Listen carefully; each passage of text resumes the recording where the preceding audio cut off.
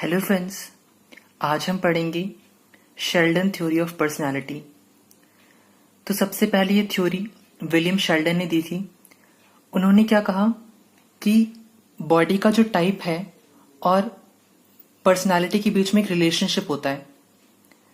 तो उन्होंने क्या कहा कि बॉडी टाइप्स के अकॉर्डिंग 3 टाइप की पर्सनालिटीज होती हैं। उन्होंने बॉडी टाइप्स के बेसिस पर पर्सनालिटी को क्लासिफाई करा। तो उन्होंने कौन कौन सी पर्सनालिटी दी? एंडोमॉर्फ्स, मेसोमॉर्फ्स और एक्टोमॉर्फ्स। तो अब हम इन तीनों पर्सनालिटीज को एक एक करके पढ़ते हैं। तो सबसे पहले एंडोमॉर्फ्स। इस कैटेगरी में कौन से लोग आते हैं? जो कि राउंड होते हैं, उनकी सॉफ्ट बॉडीज होती हैं, ठीक है, और लार्ज एब्डोमेन मतलब पेट। तो एक तरीके से आप कह सकते हैं जो थोड़े दिखने में गोलू मोलू से होते हैं, ठीक है।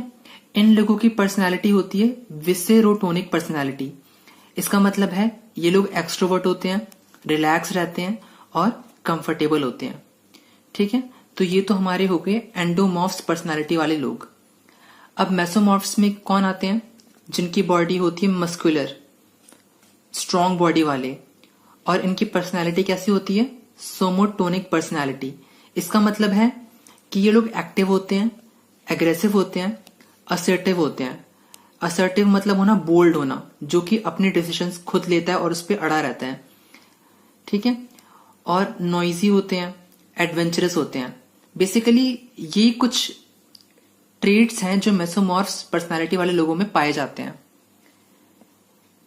ठीक है। अब एक्टोमॉर्फ्स पे चलते हैं।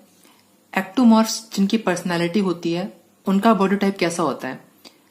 पतले लोग होते हैं इस कैटेगरी में, बोन्स उनकी स्मॉल होती है, नाजुक होते हैं, फ्रेजाइल यानी कि नाजुक, एक ही बात है।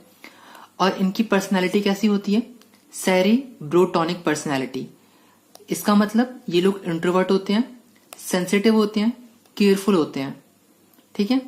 और नेचर में थोड़े शाई होते हैं, शर्मीले होते हैं और सेल्फ कॉन्शियस होते हैं। अपने बारे में मतलब अपने आप को लेकर बहुत ज्यादा अवेयर रहते हैं और थोड़ा संकोची होते हैं, एकदम बोल्ड नहीं होते हैं, थोड़ा हिचक जाते हैं कई बार कोई चीज बोलने, कुछ करने से पहले।